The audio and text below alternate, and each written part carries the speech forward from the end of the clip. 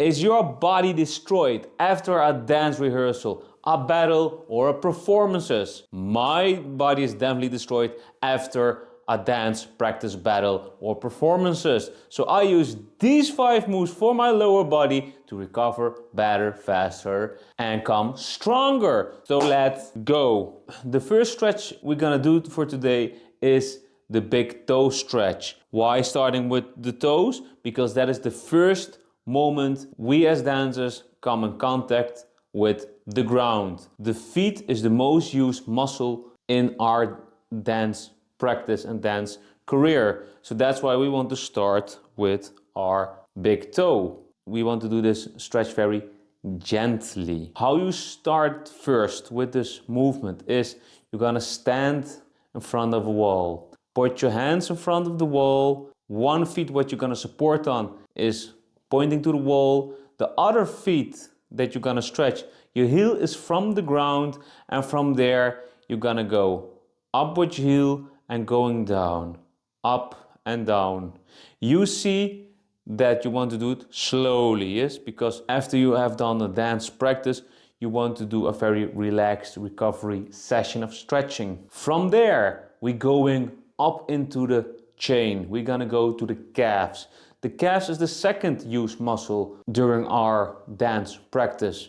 We are jumping onto it, we are landing onto it, we're twisting on it. By using this muscle in these type of movements, we want to prevent the stiffness and also release all the toxicity in our calf muscle. Why is this movement a really good one? This calf stretch is a really good one because you're stretching your tendons of the Achilles, the muscles in the calves, and also the lower hamstring that is attached onto the calf muscle behind the knees. So what you're gonna do, like the big toe stretch, you're gonna put your hands against the wall, one foot in front you're gonna support, the other feet you're gonna put your feet in a diagonal angle against the wall, heel against the ground, feet up, and then you lean into it. How more you lean against the wall, how more stretch you feel.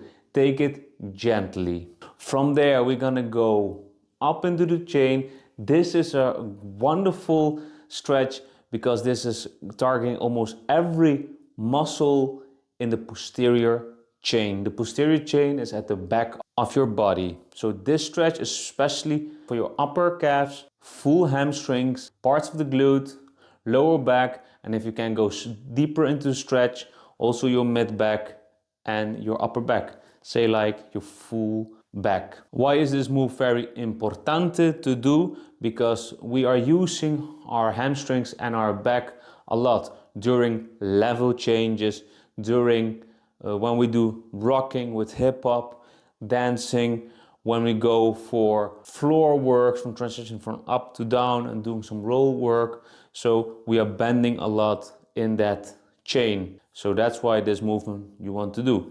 This movement is very nice because you can see how far you can go into this movement, how far you are in with your progression. Like the beginning is like you grabbing something that you're comfortable with, put your hands onto it, have your body straight or bent, what you want to do. Then both knees are bent. One leg will go locked and then go back.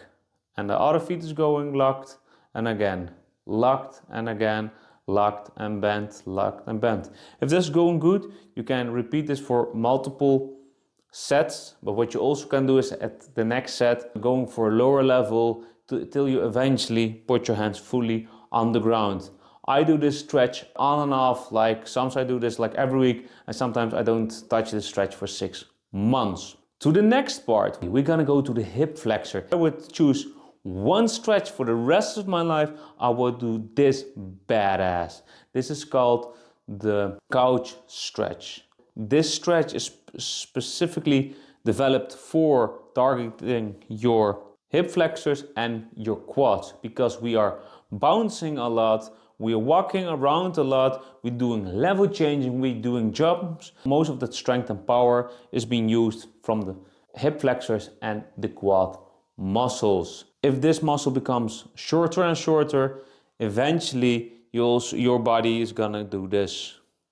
Yes, that's why it's very muy importante to stretch this out. How you perform this movement is, this is what you're gonna do against the wall. You put your hands on the ground to the side of the wall, put the feet you're gonna put against the wall. You're gonna put it against the wall and then you twist into it. You can do this in different stages in how you can go fully straight with the upper body up. It's like get 2 sticks, 2 siblings, 2 dogs, I don't care. Put them on the ground and then use that as support, because maybe this can be very intense, and from there you inhale and exhale, going up, stretching more out of it, stretching more out of it.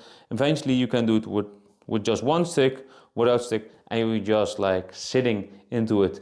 Don't go too hardcore in this stretch because maybe you feel this in your knee, so take your time. I've been doing this stretch relentlessly for the past 4 years, like minimum of 2 times per week, and this really gives me a good stretch after recovery session or during my mobility session. Always start with the side that is the most tight. So for me, that's my left side, and then I go to the right side, but maybe for you it's the opposite. From there we are going to the last stretch.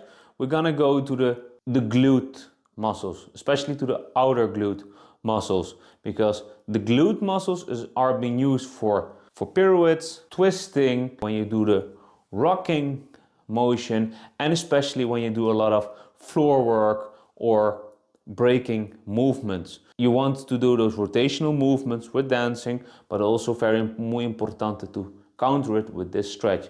This stretch is called the 90-90 stretch. So what you're gonna do, you're gonna sit on your nicely bum on the ground, put the leg that is the less mobile or the most stiff. So for me, that's my right glute is the most stiff. I put my knee on the ground, the other knee is also on the ground. So you see 90-90 stretch. Put the hand that is being stretched on the side of my hip, putting on the ground, and then my other hand is gonna go on my feet, and from there I'm gonna go inhale in and exhale out. And the goal is to go with the chest to the knee. So never go with your head to your knee, because if you're gonna do that, it's like almost you're gonna go like with the social media neck, like you're gonna go to your phone. No, you don't want to have that.